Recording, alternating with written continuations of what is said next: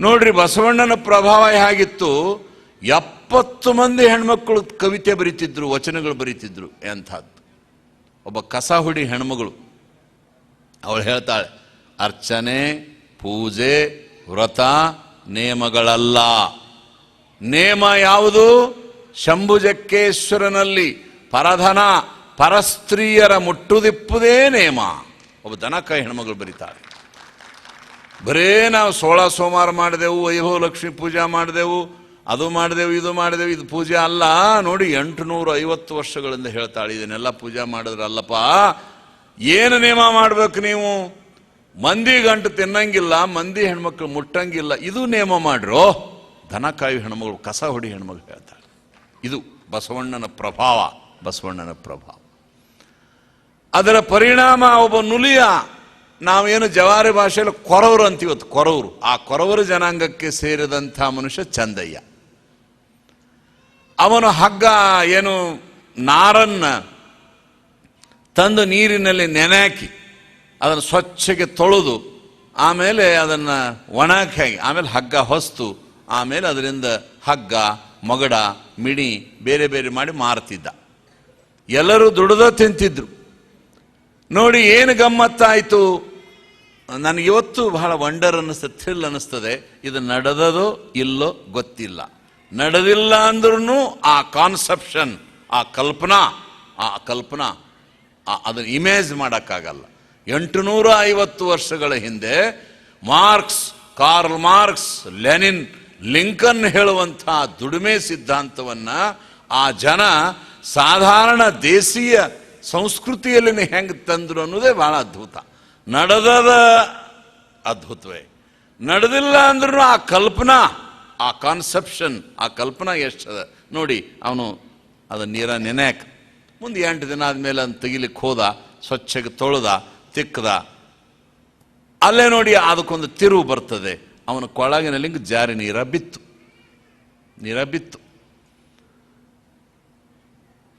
ಇವನೊಂದು ಕ್ಷಣ ಒದ್ದಾಡ್ದ. ಲಿಂಗ ಹೋದರೆ ಪ್ರಾಣ ಹೋಗಬೇಕು, ಲಿಂಗವೇ ಬಹಳ ಮುಖ್ಯ. ಆದರೆ ಏನು ಮಾಡೋದು, ಲಿಂಗ ಬಿದ್ದು ಬಿಡ್ತಲ್ಲ ಅಂತ ಹುಡುಕಾಡದ, ಸಿಗಲಿಲ್ಲ. ಕಾಯಕ ಮತ್ತು ಲಿಂಗ ಇದರಲ್ಲಿ ಕಂಪೇರ್ ಮಾಡಿದವನು. ಆ ನಾಟಕದಲ್ಲಿ ಭಾಳ ಚಂದ ಮಾಡ್ಯಾರ. ಕಾಯಕನೇ ಮುಖ್ಯ ಅನ್ನಿಸ್ತು, ಸಿಗಲಾರ್ದ ಕೆಲ ಪೇಚಾಡೋದು ಅಂತ ಹೇಳಿ ಅದನ್ನು ಮತ್ತೆ ಹೆಗಲ ಮ್ಯಾಗ ಹಾಕ್ಕೊಂಡು, ಆ ನಾರನ್ನು ಹೆಗಲ ಮ್ಯಾಗ ಹಾಕ್ಕೊಂಡು ಹೊಂಟ. ನೋಡಿ ಅದು ಎಷ್ಟು ಕ್ಲೈಮ್ಯಾಕ್ಸ್ ಬರ್ತದೆ. ದೇವರೇ, ಆ ಲಿಂಗವೇ ಮನುಷ್ಯನಾಗಿ. ಆ ನಾಟಕದಾಗೂ ಭಾಳ ಚಂದ ಮಾಡ್ಯಾರ. ಆ ಹುಡುಗಿ, ಆ ಲಿಂಗದೇವರಾದ ಹುಡುಗಿ ಅಂತೂ ಎಷ್ಟು ಪ್ರೀತಿ. ಕೊನೆಗೆ ಆ ಚಂದಯ್ಯಂದು ಸೆರಗಿ ಹಿಡ್ಕೊಂಡು ಹಿಂಗೆ ಓಡಾಡ್ತಿರ್ತಾಳೆ. ಅದ್ಭುತ, ಅದು ಭಾಳ ಅದ್ಭುತ. ಅದೇನು ಬಹುಮಾನ ಕೊಟ್ಟರು, 1000 ರೂಪಾಯಿ ಬಹುಮಾನ ಕೊಡ್ಬೇಕು ಅವ್ರಿಗೆ, ಅಷ್ಟು ಚಲೋ ಮಾಡಿ. ಆ ಚಂದಯ್ಯ ಲಿಂಗ ಬಿಟ್ಟು ಹೊಂಟ. ಆ ಲಿಂಗನೇ ಲಿಂಗದೇವರು ಮನುಷ್ಯ ಆದ್ನಂತವ ಆಗಿ, ಏ ಲಿಂಗಯ್ಯ, ಚಂದಯ್ಯ, ನಾನು ಬಿಟ್ಟ ಹೊಂಟಲ್ಲೋ ನಾನು ಬಿಟ್ಟ ಹೊಂಟಲ್ಲ ಹೇಳ್ತಾನ ಅವನು. ನಿನಗೇನು ಪೂಜಾ ಕಡಿ ಮಾಡಿದ್ನೆ, ಪುನಸ್ಕಾರ ಮಾಡಿದ್ನೆ, ದಿಮಾಕ್ ಮಾಡಿ ಬಿದ್ದಿದ್ದಿ ನೀರಾಗ ಬೀಳು, ನನಗೆ ದುಡಿಮೆ ಭಾಳ ಮುಖ್ಯ ಅಂದವ. ನಾನು ದುಡಿಮೆ ಭಾಳ ಮುಖ್ಯ ಅಂದ. ವಚನಗಳಲ್ಲಿ ಬರ್ತದೆ, ದುಡಿಮೆ ಬಹಳ ಮುಖ್ಯ. ಕಾಯಕದಲ್ಲಿ ನಿರತನಾದಡೆ ಗುರುದರ್ಶನವಾದಡು ಮರೆಯಬೇಕು, ಲಿಂಗ ಪೂಜೆಯಾಡಿದರೂ ಬಿಡಬೇಕು, ಜಂಗಮ ಮುಂದಿದ್ದರೂ ಹಂಗು ಹರಿಯಬೇಕು. ಎಲ್ಲವೂ ಚಂದೇಶ್ವರ ಲಿಂಗ, ಕಾಯಕ ಚಂದೇಶ್ವರ ಲಿಂಗದ ಒಳಗು ಅಂತ. ದುಡಿಯೋದ್ರಾಗಾಯ್ತು, ದುಡಿದ್ರನ ಧರ್ಮ, ದುಡಿದ್ರನ ದೇವರು. ದುಡಿಲಿಲ್ಲ ಬರಲಿಲ್ಲ ಅಂದ್ರೆ ಯಾವ ದೇವ್ರು ತಗೊಂಡು ಏನು ಮಾಡೋದದ? ಎಂಥ ಮಾತು. ನೋಡಿ ಅವನು ಬೆನ್ನು ಹತ್ತದ. ಕೊನೆಗೆ ಅವನು ದೇವರ, ಆ ಲಿಂಗ ದೇವರ ಅನ್ನಕ್ಕ, ಕರ್ಕೊಳ್ಳೋ ಚಂದಯ್ಯ, ಕರ್ಕೊಳ್ಳಪ್ಪ, ತಿಳಿಲಾರ್ದೆ ಬಿದ್ದೀನಿ, ಇನ್ನು ಮೇಲೆ ಹಂಗೆ ಮಾಡೋದಿಲ್ಲ. ನೋಡ್ರಿ, ನೀವು ಕಂಪೇರ್ ಮಾಡ್ರಿ. ಬದರಿ, ರಾಮೇಶ್ವರ, ಕೇದಾರ, ಆಮೇಲೆ ನಿಮ್ಮ ಶಬರಿಮಲೆಗೆ ನೀವು ಜನಗಳು ಹೋಗ್ತೀರಿ. ಹೋಗುವಾಗ ಬಸ್ ಉರುಳಿ ಸಾಯ್ತೀರಿ, ಇನ್ನು ಏನೇನೋ ಆಗಿ ಸಾಯ್ತೀರಿ. ದೇವರನ್ನು ಬೆನ್ನತ್ತಿ ನೀವು ಹೋಗ್ತೀರಿ. ನಿಮ್ಮ ಬಸವಣ್ಣನ ಧರ್ಮದಲ್ಲಿ ದೇವರೇ ಭಕ್ತನ ಬೆನ್ನತ್ತಿ ಬಂದ.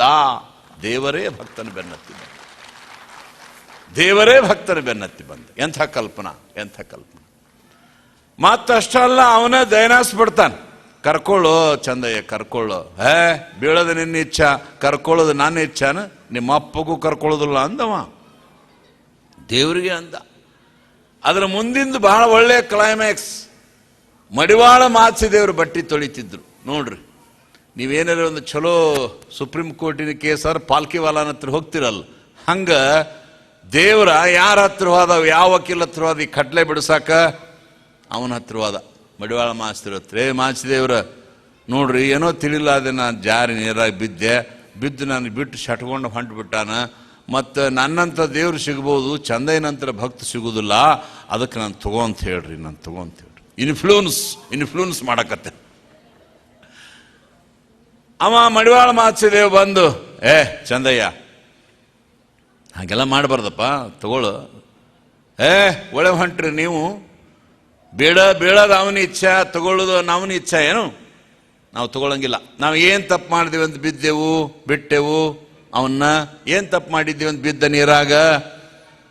ಏನೂ ಇಲ್ಲ, ಚೆನ್ನಾಗಿ ದುಡಿದೀವಿ, ಪೂಜೆ ಮಾಡೀವಿ, ಆದರೂ ಬಿದ್ದ ಅಂದ್ರೆ ನಾವು ತಗೊಳ್ಳೋದಿಲ್ಲ.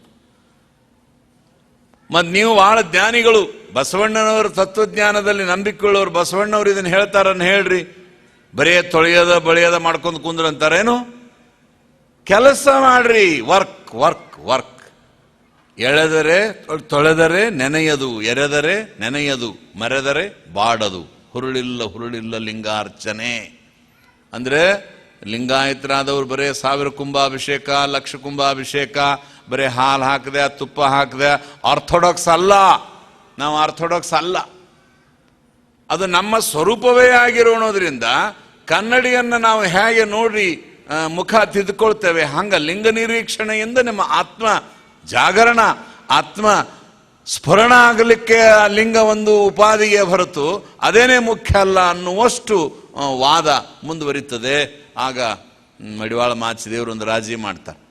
ಆಗಿದ್ದಾಗ ಹೋಗಿದ್ದು, ಚಂದಯ್ಯ ಒಂದು ರಾಜಿ ಹೇಳ್ತೀನಿ, ನಾನು ಕಟ್ಲೆ ಮುಗಿಸ್ಬೇಕಲ್ಲ, ಇದನ್ನು ಕೇಸ್ ಮುಗಿಸ್ಬೇಕು. ಹೆಂಗೆ? ಅವನ್ನ ತಗೋ, ನಾ ತಗೊಳ್ಳೋದಿಲ್ರಿ. ಹಂಗಾದ್ರೆ ನೀ ಹಗ್ಗ ಹೊಸ್ತು ದಿನ ಮಾರಕ್ಕೆ ಕೊಡು, ಅವ ಮಾರ್ಕೊಂಡು ಬರಲಿ. ಹಗ್ಗ ಮಗಡ ಮಿಡಿ ಏನೇನೋ ಮಾರ್ಕೊಂಡು ಬರ್ತಾನ.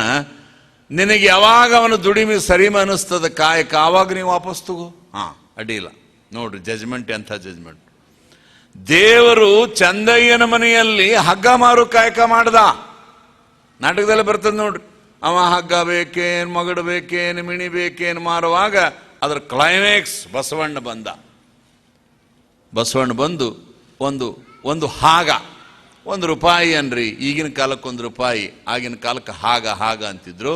ಬಸವಣ್ಣ ಒಂದು 100 ಹಾಗಾನೋ 50 ಹಾಗಾನೋ, ಅಂದ್ರೆ ರೂಪಾಯಿ ಕಿಮ್ಮತ್ತಿನ ಹಗ್ಗಕ್ಕೆ ಜಾಸ್ತಿ ಕೊಟ್ಟು ತಗೊಂಡು.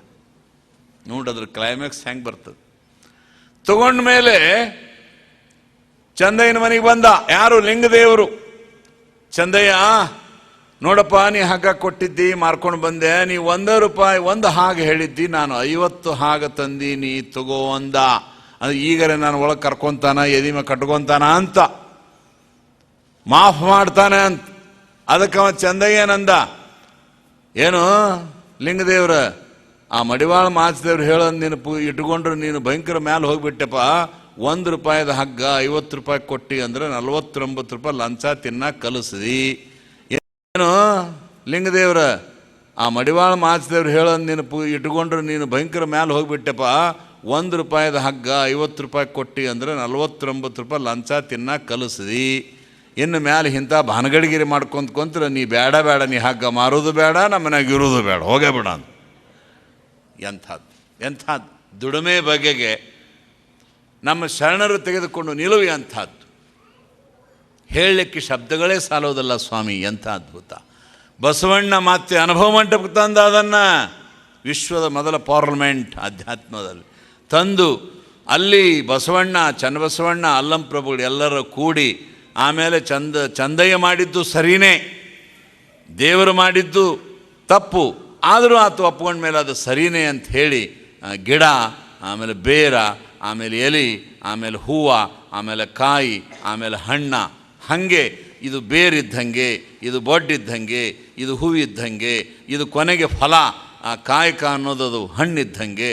ಹಣ್ಣು ಬರಬೇಕಾದ್ರೆ ಬೇರೂ ಬೇಕಾಗ್ತದೆ, ಲಿಂಗನೂ ಬೇಕಾಗ್ತದೆ ಅಂತ ಹೇಳಿದ ಮೇಲೆ ಚಂದಯ್ಯ ಕಟ್ಕೊಂಡ ಅಂತ ಬರ್ತದೆ. ಇಂಥ ಅದ್ಭುತ ಪ್ರಸಂಗಗಳ ಒಂದು ಗಣಿ ನಮ್ಮ 12ನೇ ಶತಮಾನದ ವಚನ ಸಾಹಿತ್ಯ. ಇದಕ್ಕೆ ಕಾರಣ ಬಸವಣ್ಣ.